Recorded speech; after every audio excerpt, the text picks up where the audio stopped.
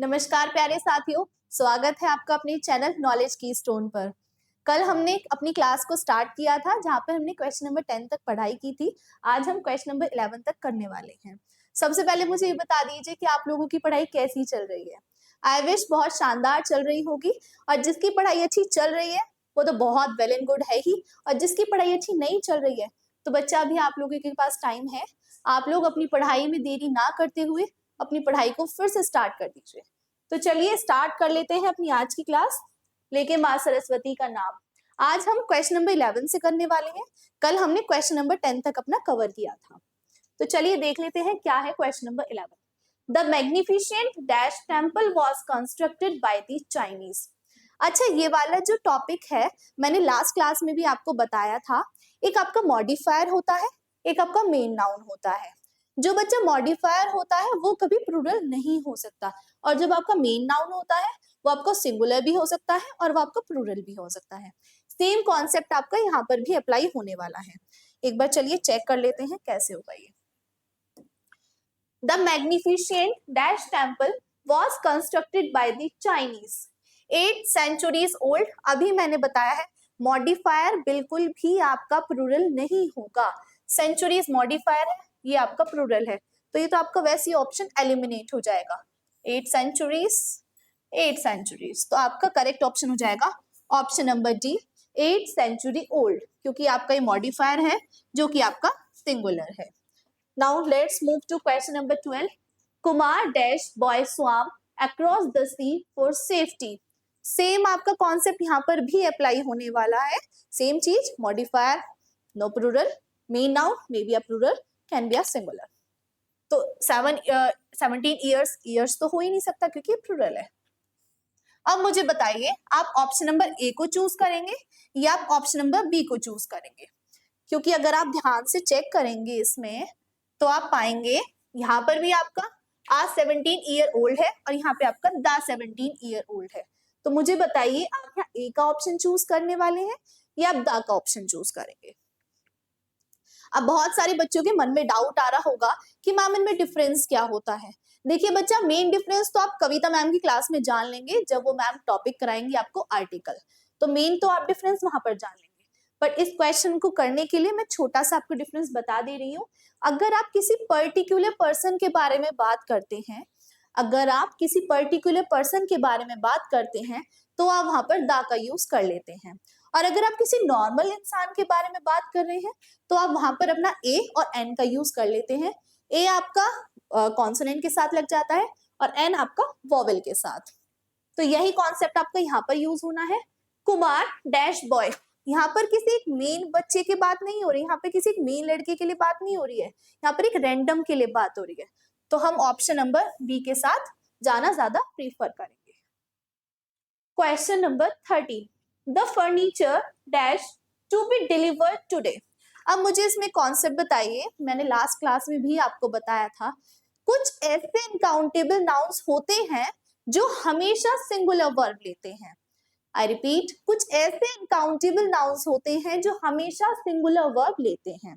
जैसे कि मैंने आपको अगर ध्यान होगा लास्ट क्लास में हमने क्वेश्चन किया था द सीनरी, जो आपका सीनरी था वो आपका अनकाउंटेबल नाउन था, जो कि जिसके साथ हमने सिंगुलर वर्ब का यूज किया था। इसमें जो आपका अनकाउंटेबल नाउन होने वाला है वो है आपका फर्नीचर। ये है आपका फर्नीचर। ये जो फर्नीचर है ये आपका अनकाउंटेबल नाउन है। तो ध्यान रखिएगा, एवरी अनकाउंटेबल नाउन, और I can say some uncountable noun, some uncountable nouns are take singular verb।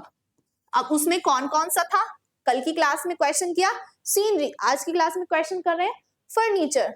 तो मुझे इसके बेसिस पे, इस कॉन्सेप्ट के बेसिस पे अब मुझे जल्दी से बताइए आप इसमें कौन से वाले ऑप्शन को ज्यादा प्रीफर करेंगे। वर्ब प्लूरल है बच्चा, हो ही नहीं पाने का, हैव प्लूरल है, आर प्लूरल है, तो आप लोग जाएंगे with option number A. The furniture is to be delivered today. Now let's move to our next question. All the furniture dash destroyed in the fire. अच्छा, एक चीज बहुत ध्यान से देखिएगा, बहुत ध्यान से एक चीज आप जरूर देखिएगा, यहाँ पर बात बच्चा ऑल की हो रही है और पहले वाले क्वेश्चन में देखें तो यहाँ पे बात दा की हो रही है। अब आप मुझे कुछ अपने सेंस ऑफ ह्यूमर से बताइए, इसमें आप फर्नीचर की तरफ ज्यादा ध्यान देंगे या आप ऑल या दा को ज्यादा प्रीफर करेंगे? जल्दी से मुझे बताइए। इसमें आप फर्नीचर को ज्यादा प्रीफरेंस दोगे, क्यों? क्योंकि वो आपका मेन नाउन है। जब भी आप किसी सेंटेंस में एरर या कुछ भी आप करते हैं तो आप उसमें मेन नाउन की तरफ ज्यादा प्रेफरेंस को देते हैं। तो जैसे आपने इस वाले क्वेश्चन में फर्नीचर को ज्यादा प्रेफरेंस दी, इसी टाइप से आप इस वाले क्वेश्चन में भी ऑल को प्रेफरेंस ना देके आप फर्नीचर को प्रेफरेंस दीजिए। और जैसा मैंने लास्ट क्लास में अभी बताया नेक्स्ट प्रीवियस क्वेश्चन में, फर्नीचर आपका अनकाउंटेबल नाउन है जिसके साथ आपकी सिंगुलर वर्ब आ जाएगी। तो अब जल्दी से मुझे बताइए इस वाले क्वेश्चन में आप कौन से वाले फ्लब को ज्यादा प्रेफरेबल मानेंगे? Have, it's a plural so it's can't be true. Verb plural, are plural, इसमें आपका हो जाएगा option number B and you will choose correct option that is was. All the furniture was destroyed in the fire. Our question number 15, what in dash was that noise? God's name, God's names, God's name, God's name. अब मुझे बताइए option number सी या आप option number D, कौन से वाले की तरफ आप ज्यादा जाना प्रेफरेबल करेंगे?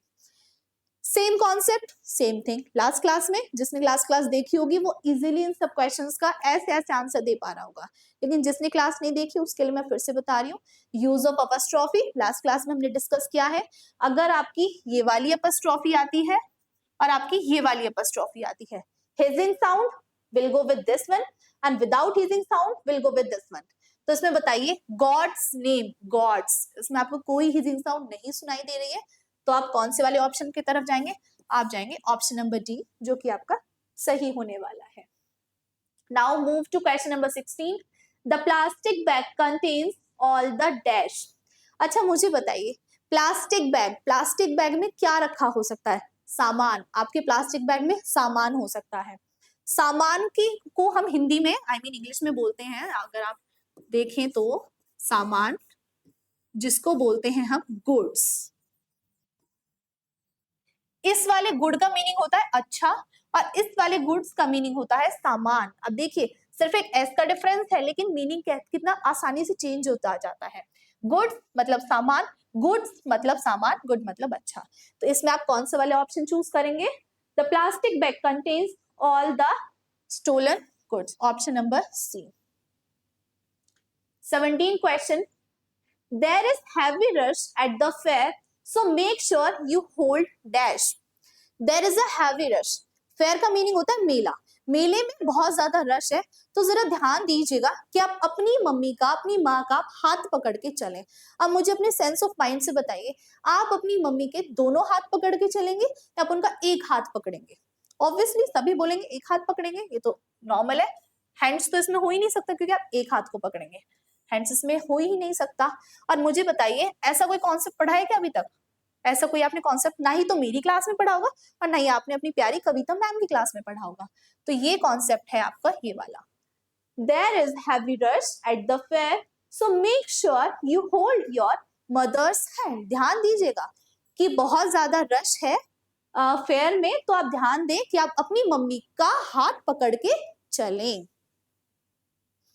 Next question, question number 18, the dash can be seen clearly on white clothes. यहाँ पर बच्चा आपका मेन नाउन के बारे में बात हो रही है, तो ध्यान दीजिएगा ऑप्शंस में आप मेन नाउन को सर्च करेंगे। यहाँ पर जो आपका करेक्ट ऑप्शन होने वाला है वो इनमें से कोई मेन नाउन है।